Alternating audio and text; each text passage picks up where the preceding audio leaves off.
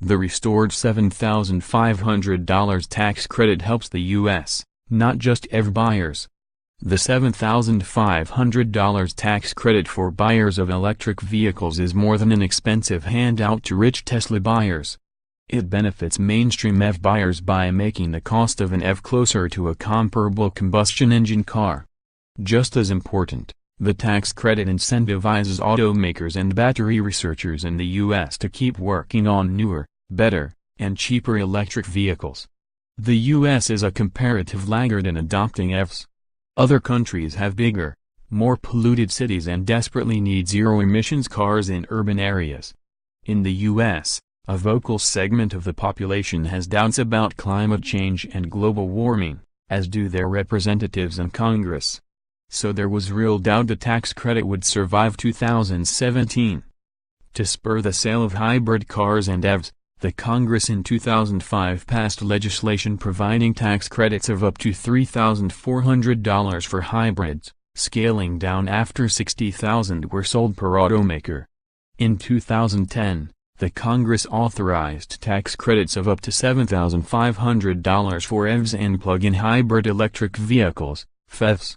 Once an automaker reaches 200,000 sales, the credits phase out this way. They continue through the end of the quarter where sales reach 200,000, plus 2 additional quarters.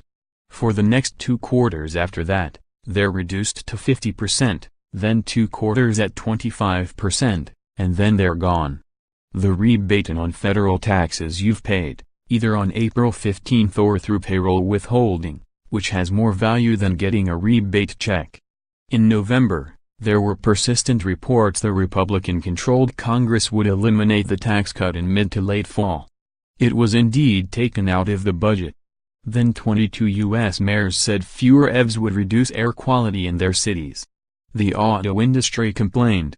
California said it couldn't meet its own air pollution rules. Prospective buyers complained. The credit then reappeared Monday, a week before Christmas, and appears to be back for good. Tesla is closest to hitting the 200,000 soft cap, with more than 127,000 Model S and Model X EVs, plus a relative handful of Model 3s sold, according to IHS Markit. GM and Nissan are also past 100,000. States also have rebates or tax credits that can take total savings above $10,000. And some states, notably California, grant single-occupant access to HOV lines if they're driving an EV. Some Americans are gung-ho on alternative energy, solar roof panels, wind turbines, EVs, and PHEVs. U.S.-based automakers are developing alternative energy vehicles. But they don't have the groundswell of public and government support that pushes them to double down on R&D. In comparison, 42% of Norway's November sales were EVs. In Norway, EVs are exempt from the 25% value-added tax, VAT, on new vehicles and from some tolls. Dozens of Chinese automakers are developing electric vehicles, especially for use in their dirtiest megacities. Of the 40-plus world megacities with populations greater than 10 million, 15 are in the PRC. Volkswagen is diverting billions of euros from combustion engine technology, gas, diesels, to electric vehicles.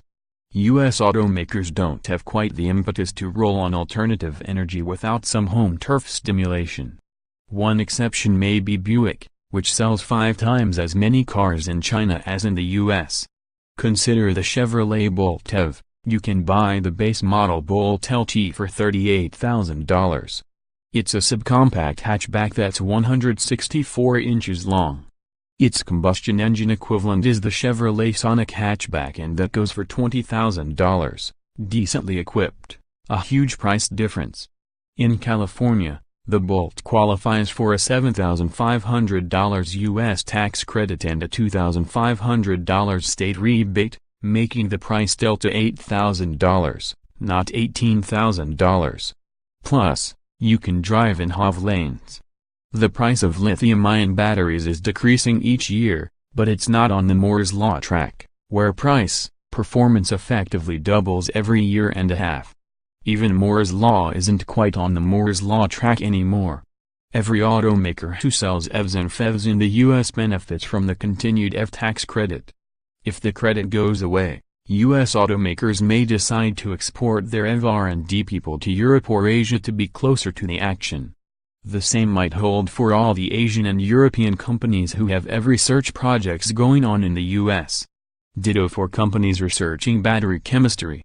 President Obama had proposed raising the federal tax credit to $10,000. Today, it's worth thinking about raising the ceiling on EV credits from $200,000 to $250,000, or maybe even $400,000. It's a reasonable investment in a better USA. Unless you believe climate change and